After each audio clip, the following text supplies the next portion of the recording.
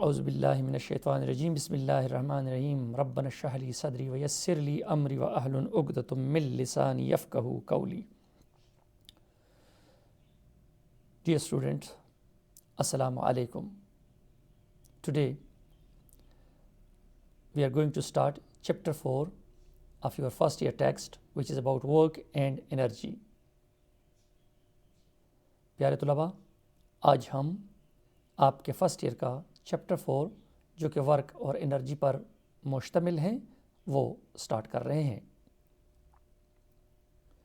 Come to work, what a work in physics or science is. When a force displaces a body in its own direction, then work is said to be done. जब भी कोई कुव्वत किसी जिस्म को अपनी ही सिमत में displace करवाती हैं तो हम कहते हैं कि वर्क हो गया है। यानी साइंस के ज़बान में वर्क तब होता है जब फोर्स किसी बॉडी को एक जगह से दूसरी जगह डिस्प्लेस कर दे। So the word displace is important कि बॉडी को डिस्प्लेस करता है एक जगह से दूसरी जगह, इसको हम क्या कहते हैं? वर्क कहते हैं। दूसरा डिफिनीशन वर्क का ये है कि the dot product of force and displacement, the dot product of force and displacement is called work.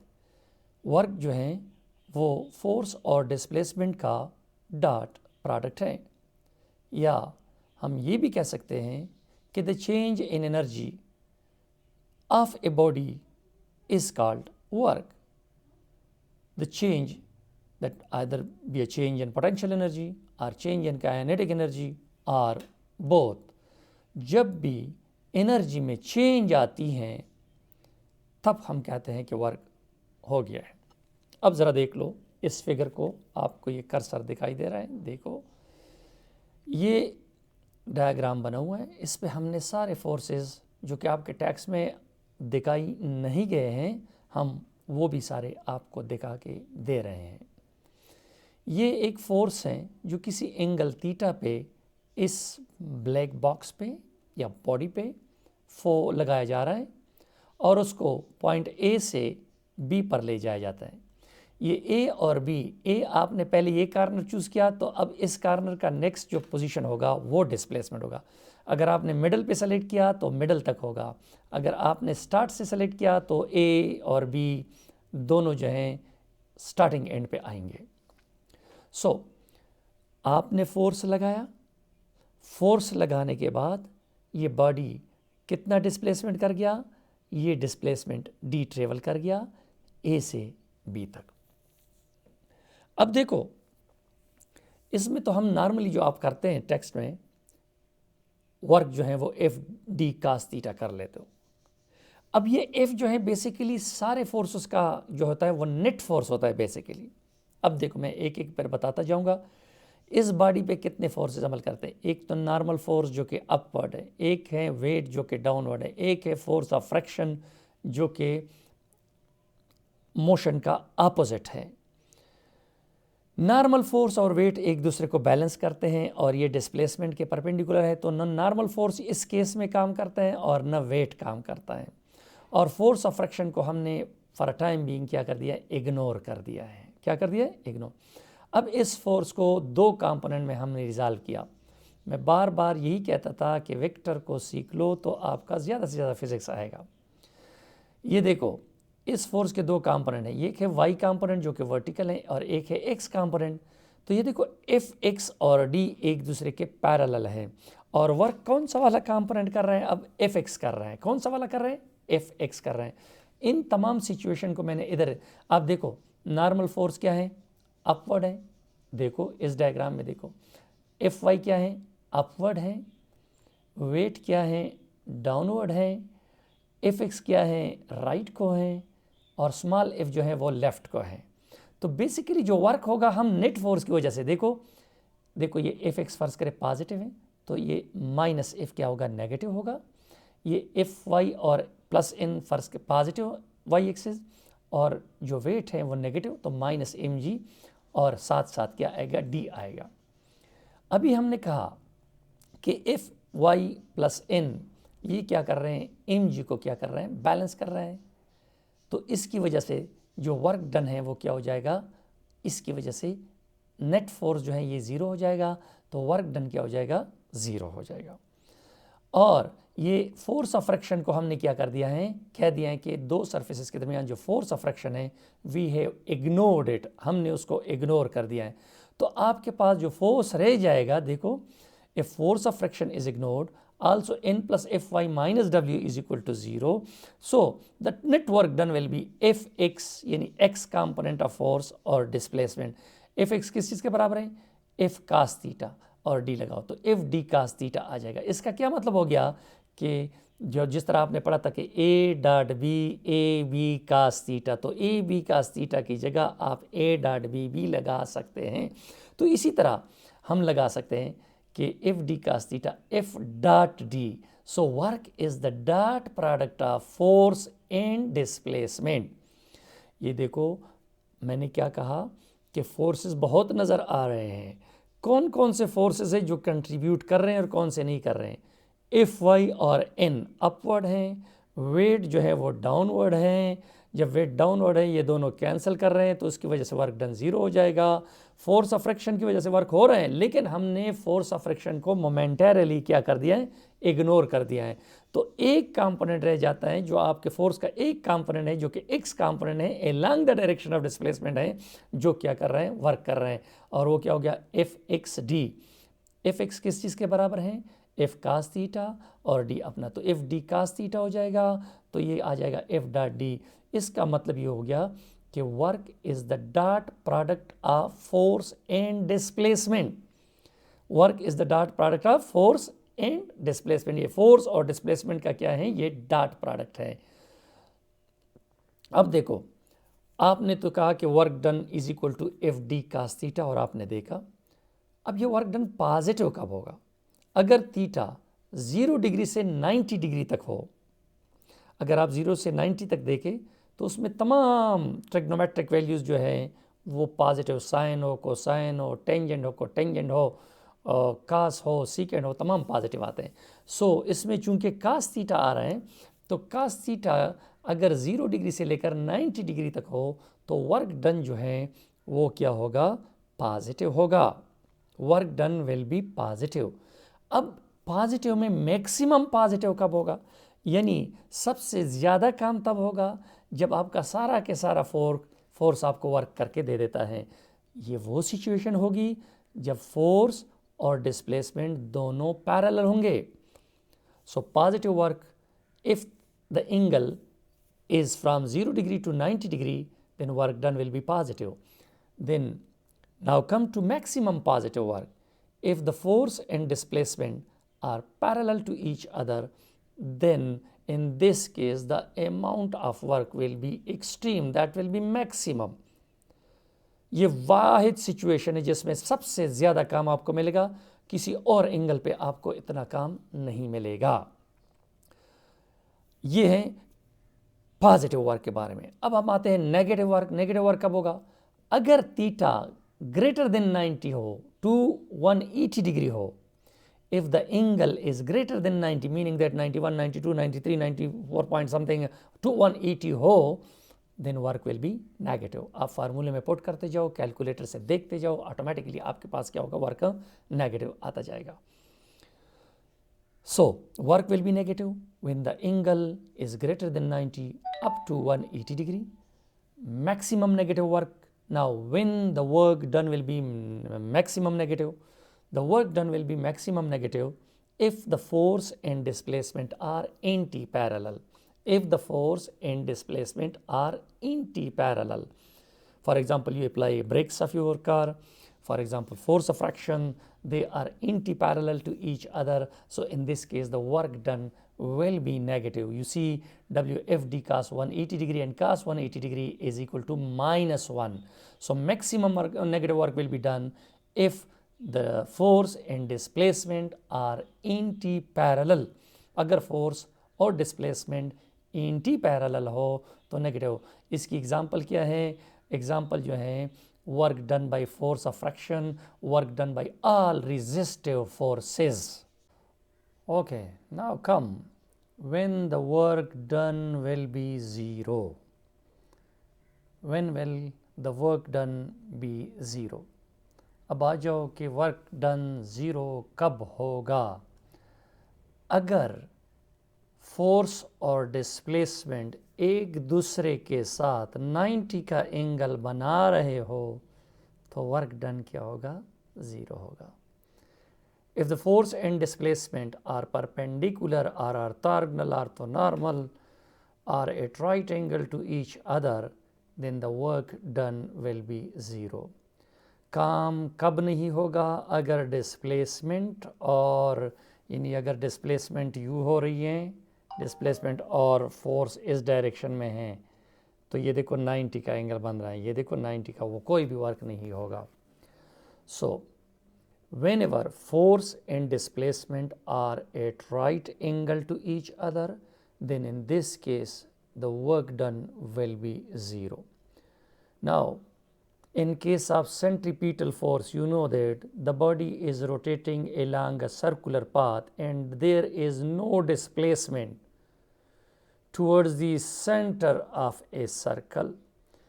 Centripetal force जो होता है वो कोई काम नहीं करता, because centripetal force centre of the circle की तरफ डायरेक्टेड होता है और आपको पता है कि बॉडी दायरे में घूमती है, सेंटर की तरफ नहीं आती.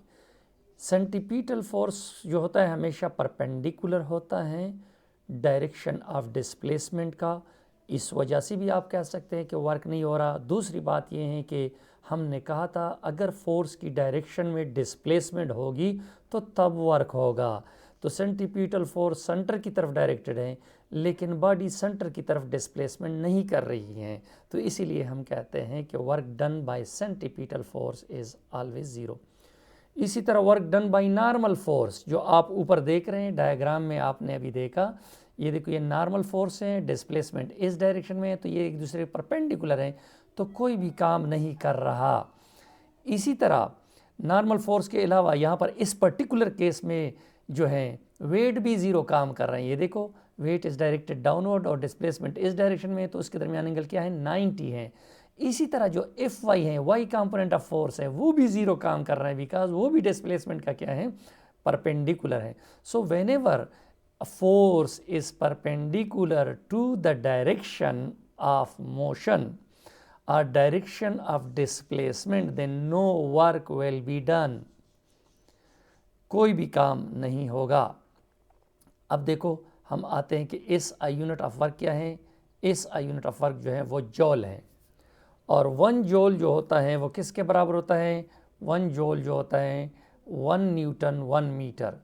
अगर किसी बॉडी पे 1 न्यूटन का फोर्स लगाएं और उस बॉडी में 1 मीटर का डिस्प्लेसमेंट पैदा हो जाए, 1 मीटर जो है डिस्प्लेसमेंट कवर करें, तो जो अमाउंट ऑफ वर्क है इसको जॉल कहते हैं.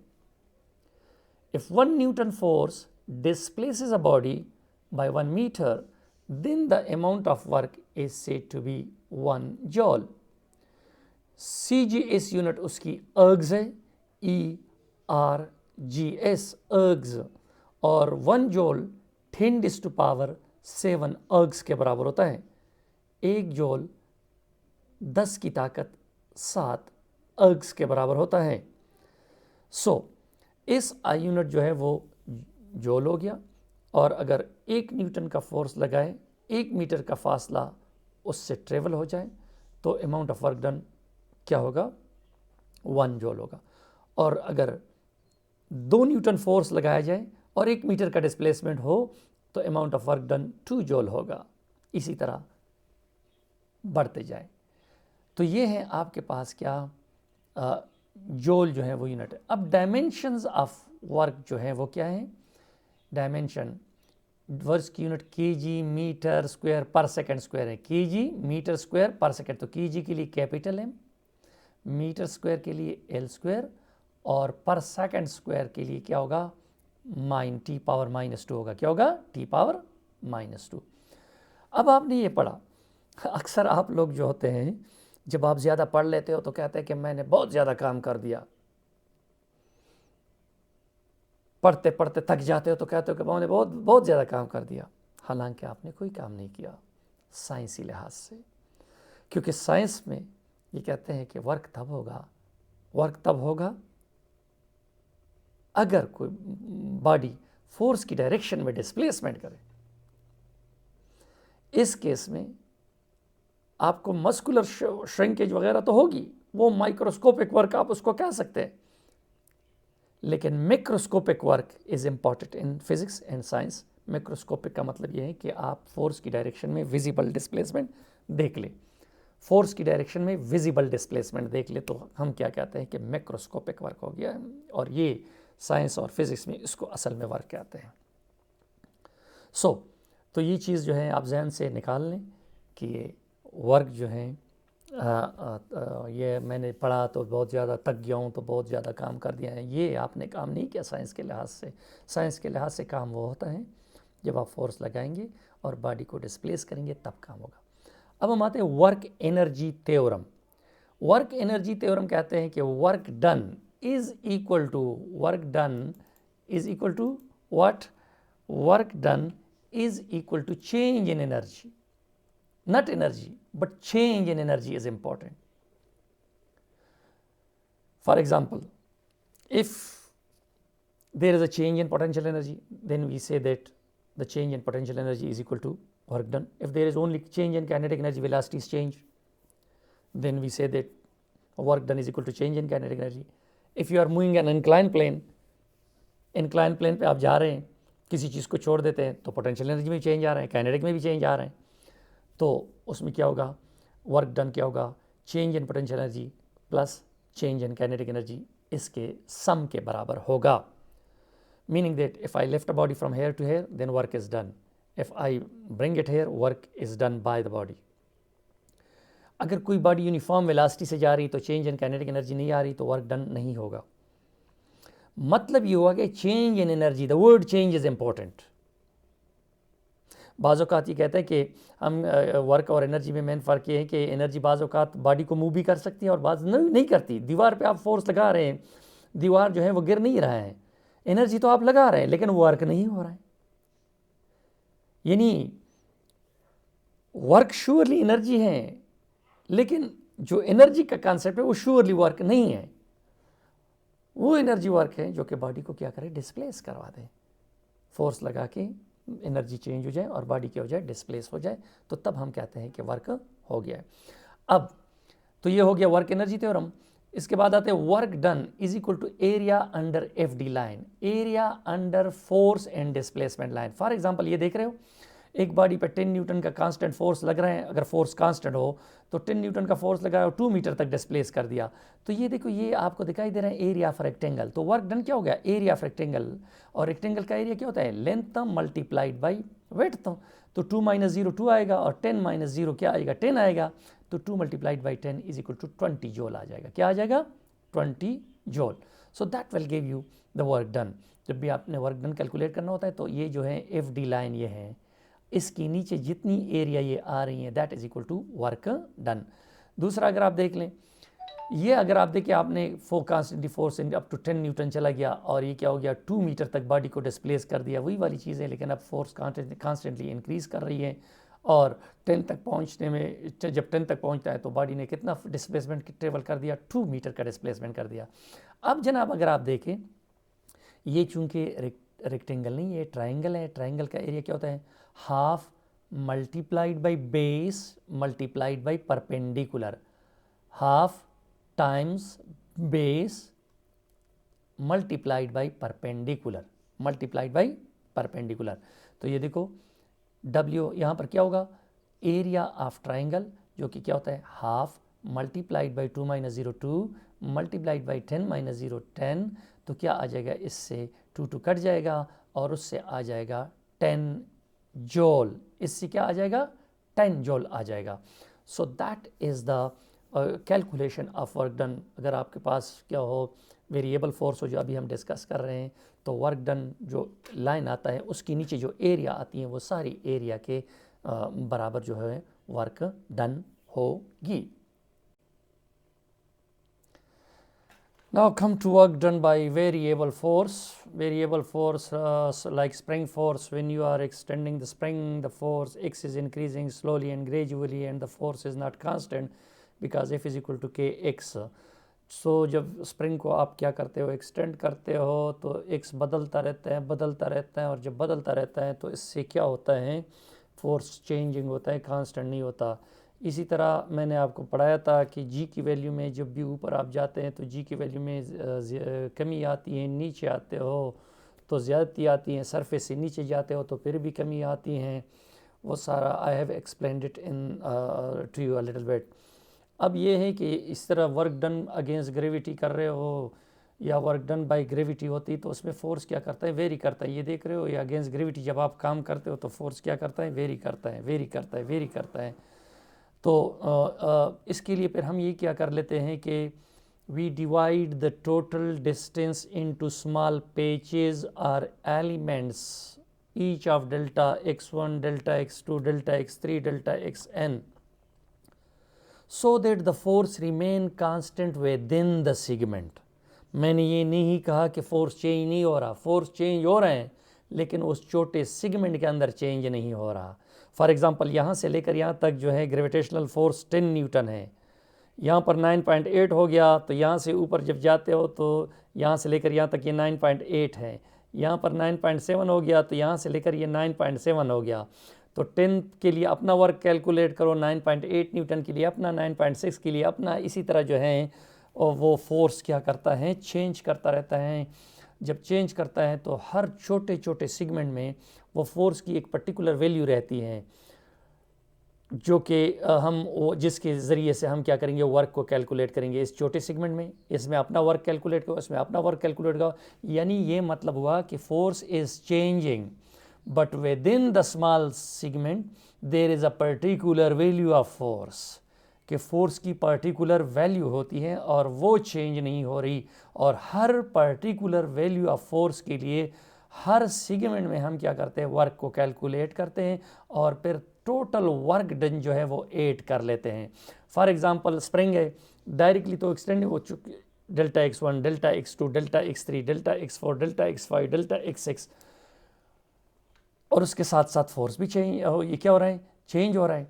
तो आपने क्या करना है, F1 dot delta x1 plus F2 dot delta x plus Fn dot delta xn, that will be give you the total work done।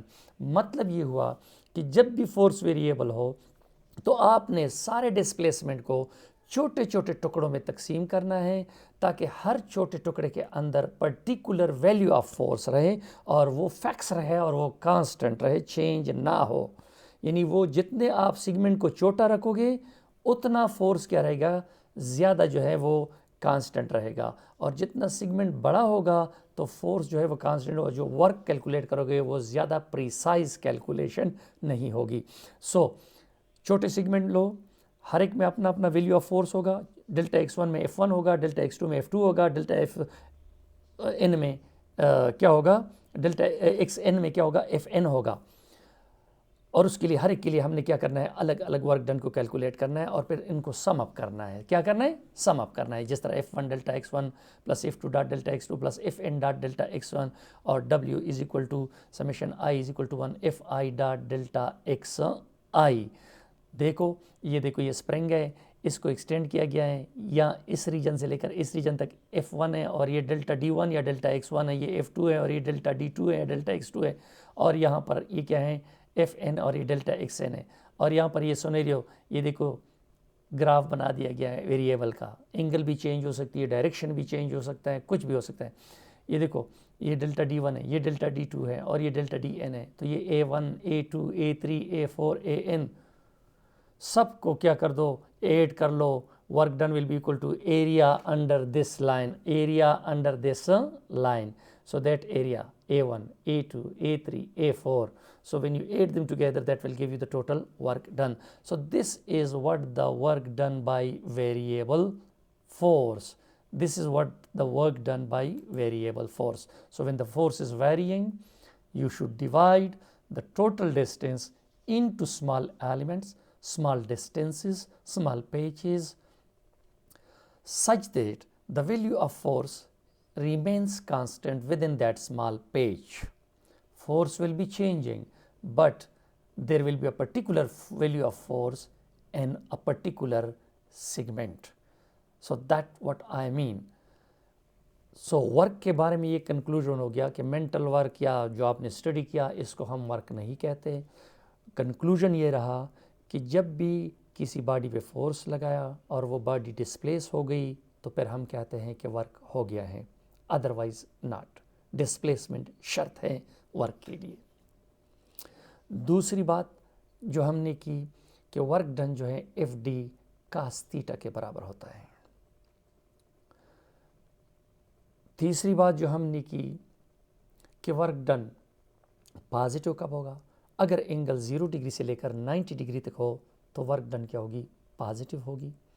फिर हमने क्या कहा कि पॉजिटिव मैक्सिमम कब होगा, अगर फोर्स और डिस्प्लेसमेंट दोनों एक ही डायरेक्शन में है तो पॉजिटिव मैक्सिमम वर्क होगा। फिर हमने कहा कि नेगेटिव वर्क कब होगा, अगर थीटा 90 से ज़्यादा अप टू 180 डिग्री हो तो फिर हम कहते हैं कि नेगेटिव वर्क हो जाता है। फिर हमने कहा कि नेगेटिव वर्क मैक्सिमम कब होगा, अगर फोर्स और डिस्प्लेसमेंट एंटी पैरेलल हैं तो फिर वर्क डन क्या होगा, वो नेगेटिव होगा।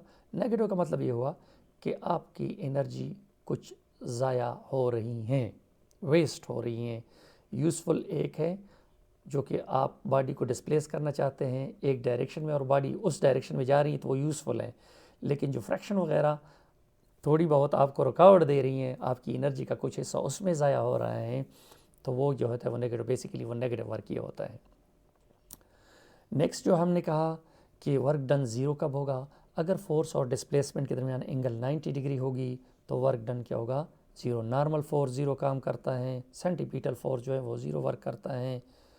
फिर हमने ये कहा कि वर्क डन जो है वो बराबर होता है area under F D line और एफ डी कर्व। जब आप एफ डी का ग्राफ प्लाट करते हैं तो जो प्लाट से लाइन आती है उस लाइन की नीचे जितनी भी एरिया होती हैं वो वर्क डन के बराबर होगी, और उसकी कुछ एग्जांपल भी हमने आपको प्रेजेंट किए। फिर हमने कहा कि अगर फोर्स कांस्टेंट ना हो, वेरिएबल हो, जिस तरह ग्रेविटेशनल फोर्स है, जिस तरह स्प्रिंग फोर्स है, जिस तरह चार्ज के नज़दीक आप नज़दीक जा रहे हैं या दूर जा रहे हैं, इलेक्ट्रिक फोर्स है और वो मैग्नीट्यूड में क्या कर रहा है, वेरी कर रहा है। जब ये वेरी कर रहे हैं तो इसके लिए फिर आप क्या करोगे कि जो डिस्टेंस है उसको छोटे छोटे टुकड़ों में तकसीम करोगे ताकि उस छोटे टुकड़े के अंदर फोर्स कांस्टेंट रहे, यानी उस छोटे टुकड़े के अंदर फोर्स की एक पर्टिकुलर वैल्यू रहेगी जो कि कांस्टेंट रहेगी। पहले में अपनी रहेगी, दूसरे में अपनी रहेगी, तीसरे में अपनी रहेगी, एक दूसरे से बदली होगी, लेकिन उस सेगमेंट के अंदर जो फोर्स है वो वही रहेगी। फिर हमने कहा कि हर सेगमेंट में हमने वर्क डन को कैलकुलेट करना है, और हर सेगमेंट में जब हम वर्क डन को कैलकुलेट करोगे तो हम उसको फिर क्या करेंगे, सम अप करेंगे, F1 dot delta x1, F2 dot delta x2, Fn dot delta x1। ये जो है आपके पास जो है टोटल वर्क डन देगा। फिर हमने कहा कि वर्क की एसआई यूनिट क्या है, वो जॉल है, और वो जॉल बराबर होता है न्यूटन मीटर या kg metre square per second square, kg metre square per second square. और इसका डायमेंशंस क्या है, डायमेंशन जो है ml square T power -2, ml square T power -2 जो कि ऑलरेडी हमने लिख दिया है। और उसके बाद जो है जोल के 1 जोल जो है 10⁻⁷ अग्स के बराबर होता है। So that was a conclusion of work, what a work in science is. So wait for the next lecture. Thank you very much. Allah Hafiz.